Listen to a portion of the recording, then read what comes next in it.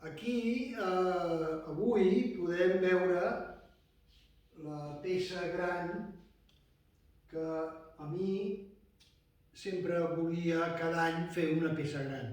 Aquesta ha trigat, degut a problemes de salut, s'ha retrasat. Però per fi la puc donar per acabada. Veiem els dibuixos preparatoris,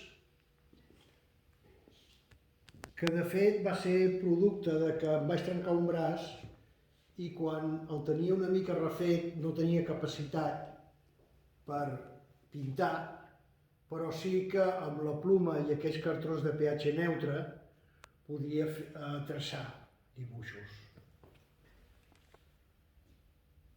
Se'm va acudir fer un políptic a partir d'un escenari, que és el de la cafeteria on vaig a dibuixar els diumenges, que hi ha dos entresòls, i diferents punts de vista i diferent gent.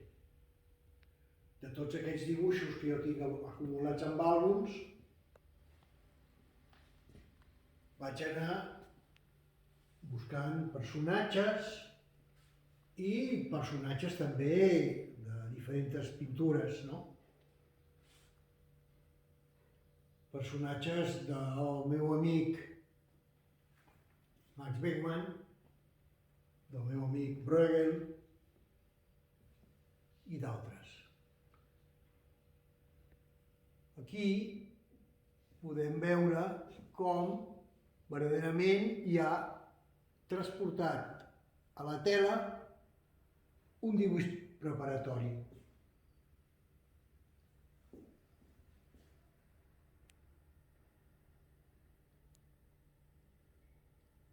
Això és una mica, encara que sigui una mica pedant parlar així, l'essència de la meva feina, que parteix d'un dibuix, podríem dir fins a cert punt cerebral, a una tria del color absolutament visceral.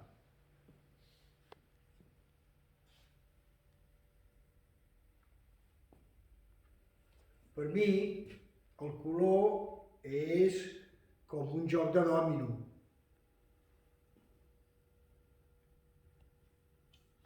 És sempre un color, et marca el següent, la suma dels dos, el tercer, la suma dels tres, el quart, i així anar seguint.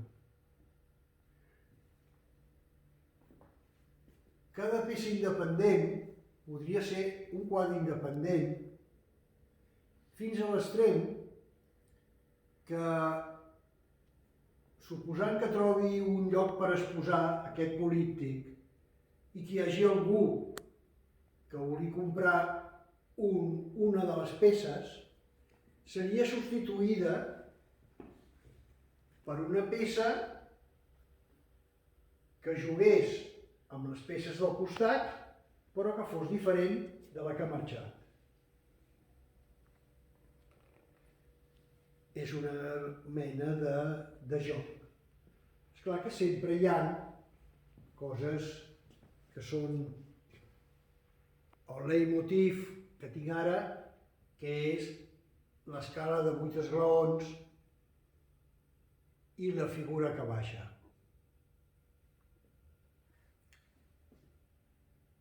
El mirall que reflexa a l'espai que hi ha al damunt. I aquí l'aparició del carnaval berlinès fent un record a Max Beckmann i la suggerència de les meves mans per explicar la meva reivindicació de les coses fetes amb les mans. També una altra reivindicació meva és que la pintura és de totes les arts en la qual l'espectador és el que decideix el temps de contemplació i el moment. Jo, per mi, és molt important, quan contemplem pintura, sigui en una exposició, sigui en un museu, veure la pintura com si fos quelcom que tenim a casa nostra. O sigui, ser conscients que, com a espectadors, som absolutament lliures de contemplar-ho al nostre ritme i amb la nostra salut i estat d'ànim d'aquell moment, com els moments que tindreu si sou fidels a les subscripcions. Espero que els vídeos us agradin. Moltes gràcies.